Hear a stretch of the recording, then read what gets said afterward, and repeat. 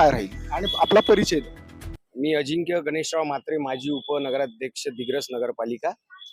आपण सर्व पाहतच आहे सोशल मीडियावर आणि लोकांच्या प्रतिक्रिया ही चौकाचौकात पानटपरीवर आपण बघतो आहेत की तीव्र अशी नाराजी त्यांच्याबद्दल आहे.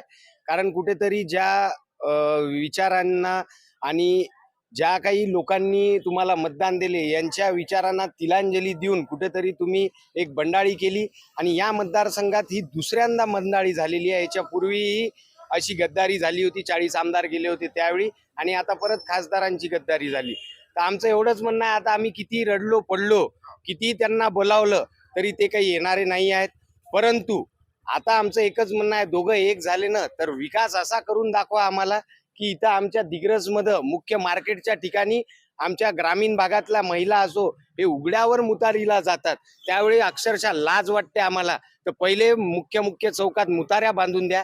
त्यानंतर आमचे जे युवा बेरोजगार मुलं आहेत, मित्र आहेत, त्यांना इथून मुंबई पुण्याला जावं लागते. इथची MIDC काहीच डेव्हलप नाही आहे. त्यामुळं असा विकास तरी आम्हाला जे मूलभूत गरजा आहे नागरिकांच्या तेवढ्या तरी त्यांनी पुरवावा हीच त्यांना विनंती आहे. काय वाटते कशामुळे त्यांनी शिंदे गटात प्रवेश केला? कार्यकर्त्यामध्ये काय भावना व्यक्त केल्या जाते आणि याआधी कुठली आढावा बैठक घेतली होती का? आम्हाला विश्वासात न घेता हे सर्व करण्यात आलेलं आहे. जे काही आहे मी याच्या पहिलेही सांगितलेलं आहे की हे काही जे खासदार गेले हे सांगणार म्हटलं, कारण की आम्ही विकासासाठी गेलो. यांचा विकास हा फक्त बरोबर आहे, विकासासाठी गेले, जनतेच्या आणि या मतदारसंघाच्या विकासासाठी नाही तर वैयक्तिक स्वतःच्या विकासासाठी गेलेल्या. कारण त्यांना दिलेला जे खासदार निधी होता ते आपण बघतोय, साई खासदारांचे खासदार निधी आहे, अहो 1.5 कोटी सुद्धा खर्च नाही केलेले आहे त्यांनी. तर कशाचा विकास? तुमच्यावर निधी पडून आहे, तुम्हाला ते खर्च नाही करणं होत आहे आणि तुम्ही म्हणत आहे आम्ही विकासासाठी गेलो. तर हे सपशेल जनतेची फसवणूक करण्याचं हे वक्तव्य आहे, बाकी काय.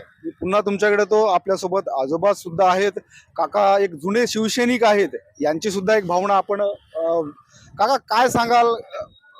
संजय उत्तमराव देशमुख यांनी आत्ताच उद्धव बाळासाहेब ठाकरे गटाला सोडचिठ्ठी करून शिंदे गटात प्रवेश केला, यावर तुमची वैयक्तिक भावना काय? आणि आपली एक कॉल रेकॉर्डिंग सुद्धा व्हायरल झाली होती ज्यावेळेस संजय उत्तमराव देशमुख हे मुंबईला होते आणि आपण कॉल केला होता, ते संभाषण काय होतं आणि काय प्रतिक्रिया द्याल? मुंबईला जाताना खासदार संजय देशमुख यांना एक ज्येष्ठ कार्यकर्ता, प्रथम तालुका प्रमुख म्हणून मी त्यांना फोन लावला आणि त्यांना विचारलं की संजू, आता TV वर ज्या बातम्या येत आहेत त्या बातम्यामध्ये तुझं नाव आहे का? तर त्यांनी म्हणे नाही, मेरा कोई नाम नाही. आणि मग मी त्यांना विचारलं, आपल्याला पुढे विधानसभा लढवायची आहे संजू, पक्षांतराचा आणि पक्ष बंडखोरीचा कोणताही विचार करू नको, आपल्याला लोकसभाही लढवायची आहे आणि विधानसभा लढवायची. तर त्यांनी स्पष्ट म्हटलं, मैं पक्ष छोड़ रहा नहीं, मैं पार्टी में हूँ और मैं पक्ष नहीं छोडूंगा. आणि जाऊन दुसऱ्या दिवशी त्यांनी पक्षात सोडला, पक्षाची बंडखोरी केली. आता मला सांगा, ज्याचं राजकीय अस्तित्व संपलं होतं या मतदारसंघातून, 15 वर्ष जे घरी बसून होते, त्यांचा राजकीय पुनर्जन्म हा माननीय उद्धवसाहेब ठाकरेंनी केला आहे, शिवसैनिकांनी केला, या मतदारसंघांनी केला. त्यांना कुठेही कोणीही विश्वासात न घेता संजय भाऊ देशमुखांनी सरळ गद्दारी केली आणि गद्दारी करून शिंदे सेनेत गेले. आणि आताच माझे मित्र अजिंक्य म्हात्रे, माजी उपाध्यक्ष, यांनी आताच सांगितलं की ते विकासाचं नाव घेत आहेत. त्यांनी मागे जेव्हा ते आमदार होते, बंडखोरी करून जेव्हा ते अपक्ष आमदार झाले होते, तेव्हा त्यांनी स्वतःचाच विकास केलेला आहे. ते दिग्रस शहरात दिसते आहे. आताही ते स्वतःचाच विकास करणार आहे. BAMS कॉलेजची मान्यता, इमारत तयार आहे यवतमाळला, परंतु त्याची मान्यता झालेली नाही. आणि त्याच्या मान्यतेसाठी आणि अजून दुसऱ्या 2-4 कॉलेजासाठी त्यांनी गद्दारी केलेली आहे. त्यांच्या या गद्दारीमुळे सर्वसामान्य शिवसैनिक, सर्वसामान्य मतदार यांच्या मनात मोठी जखम झालेली आहे. आणि येणारा काळ या संजय देशमुखाच्या राजकारणाचा संपणारा काळ असेल, हे मात्र एक ज्येष्ठ शिवसैनिक म्हणून ठामपणे सांगू इच्छितो. काळ्या दगडावरची रेस ठरेल जर संजय देशमुख दुबारा निवडून आला तर.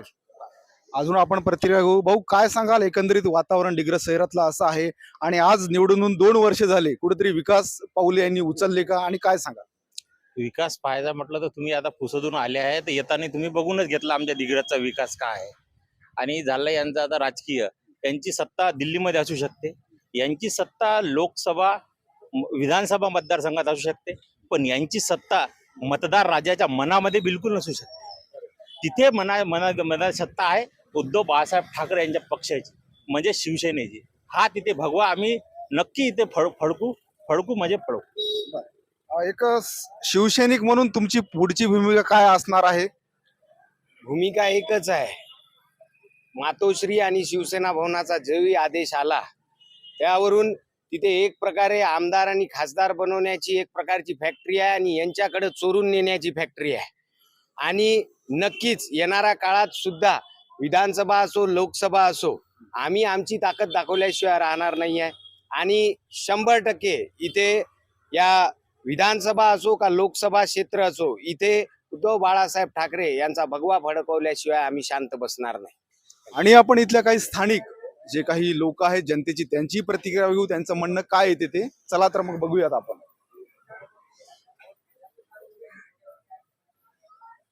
भाऊ नमस्कार. माझा प्रश्न हा होता की संजय उत्तमराव देशमुख वाशिम यवतमाळ लोकसभेचे खासदार यांनी नुकतेच आता उद्धव बाळासाहेब ठाकरे गट सोडून शिंदे गटात प्रवेश केला. एक जनसामान्य म्हणून तुमचं मत काय असतं? अरे भाऊ, जनसामान्याच्या मताला किंमतच कुठं राहिली. जनसामान्यानं 4-4 तास लाईनीत उभं राहायचं, यांना मत करायचं, यानं 50 कोटी 100 कोटीत विकल्या जायचं.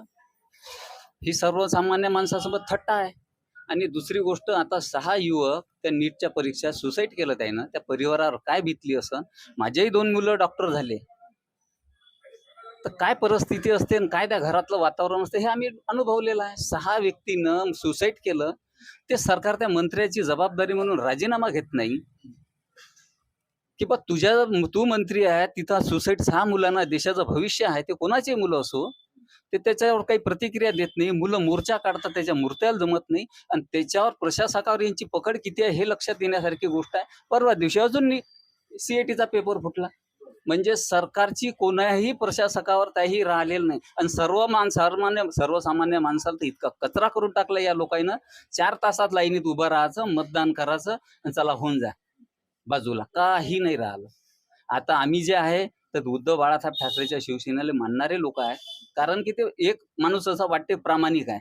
तुम्ही लोक म्हणता की ते पक्ष संपला, त्याचे कार्यकर्ते संपले. अहो, इथं आता एक गाय मिळलेली होती, 100 लोकांना पाहून गेले तिला फक्त.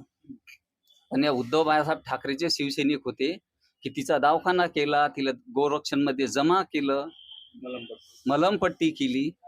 हे असे करणाऱ्या सर्वसामान्य माणसाला आमच्या याच लोकांकडून अपेक्षा आहे.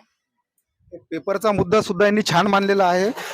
काय वाटते, तू आपल्याला काय सांगू शकाल? कुठेतरी डिग्रजचा विकास झाला का आणि होत आहे का? तेवढा तर झालेला नाही, पाहिजे तेवढा. पुढं काय माहित आता होईल की नाही होईल. तर ज्या संजय उत्तमराव देशमुख यांनी जो निर्णय घेतला हे योग्य आहे का पक्ष बदलण्याचा? नाही, योग्य तर नाही. चालते. अजूनही आपण प्रतिक्रिया बघू. आपण डिग्रजचे काय वाटते तुम्हाला? संजय उत्तमराव देशमुख खासदारांनी पक्ष बदल केला, हा निर्णय योग्य का अयोग्य? अयोग्य. काय सांगू शकाल? काही नाही, कसं आहे, शिवसैनिक जे आहे त्यांनी जे त्या समजा उद्धव साहेब जे आहेत त्यांच्याकडे पाहून मत दिलेलं आहे. याच्या मनाचे भरपूर आघात झालेला आहे. हे बरोबर नाही. काय वाटते, डिग्रजचा विकास होत आहे का? नाही.